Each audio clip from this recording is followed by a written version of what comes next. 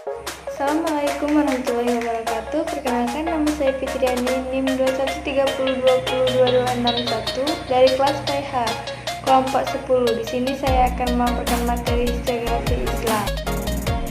Historiografi Islam masa modern. A. Pengertian historiografi. Secara garis besar, historiografi dapat diartikan sebagai hasil atau karya penulisan sejarah.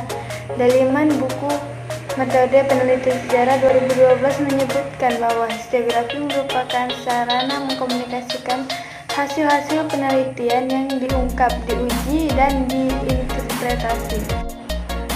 Ada beberapa sumber yang menyatakan bahwa terdapat 4 tahapan penelitian sejarah, yaitu heuristik atau pengumpulan sumber, verifikasi atau kritik sumber, interpretasi, dan penulisan. 1. Pemilihan topik. Pemilihan topik menjadi urutan pertama dalam penelitian sejarah menurut Kunto Wijoyo dikarenakan topik yang akan dijadikan penelitian itu cukup banyak sehingga penting bagi sejarawan untuk menentukan topik. 2. Heuristik atau pengumpulan sumber. Heuristik merupakan tahapan yang cukup penting untuk mewujudkan keberhasilan penelitian sejarah. 3. Interpretasi atau penafsiran. Setelah melakukan kritik terhadap sumber, sejarawan akan memasuki tahap interpretasi atau penafsiran. Tahap ini menjadi penting karena merupakan tahap akhir yang ditempuh sebelum melakukan penulisan. 4. Historiografi atau penulisan. Setelah 4 tahapan awal telah ditempuh, maka sejarawan telah siap untuk melakukan historiografi atau penulisan sejarah. Dalam proses penulisan ini, kemampuan sejarawan atas teori dan metodologi akan berpengaruh terhadap historiografi yang akan dihasilkan.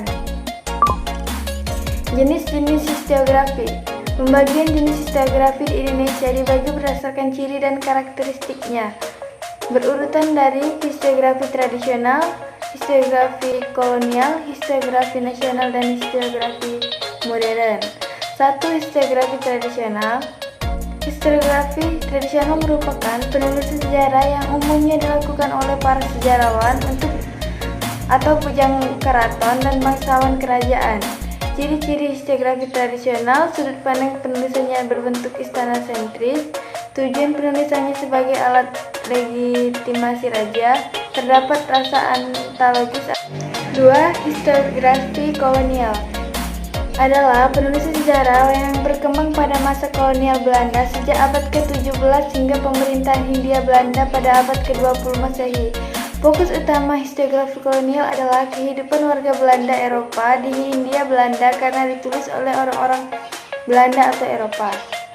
Tujuan penulisannya untuk memperkuat kedudukan mereka di Indonesia. Ciri-ciri historiografi masa kolonial adalah sudut pandang penulisannya adalah neerdaledocentris atau Eropa-sentris. Tulisannya bersifat subjektif pemerintah kolonial, dalam penyusunannya cenderung mengabaikan sumber lokal. 3. Geografi nasional, yaitu penulisan sejarah dengan bangsa Indonesia sebagai subjek utama. Contoh historiografi nasional: 6000 tahun Sang Merah Putih karya Muhammad Yamin, Gajah Mada pahlawan Persatuan Nusantara. 4. Historiografi modern muncul akibat tuntutan ketepatan teknik untuk mendapatkan fakta-fakta sejarah. Fakta sejarah didapat melalui penetapan metode penelitian, memakai ilmu-ilmu bantu, adanya teknik pengarsipan, dan rekonstruksi melalui sejarah lisan.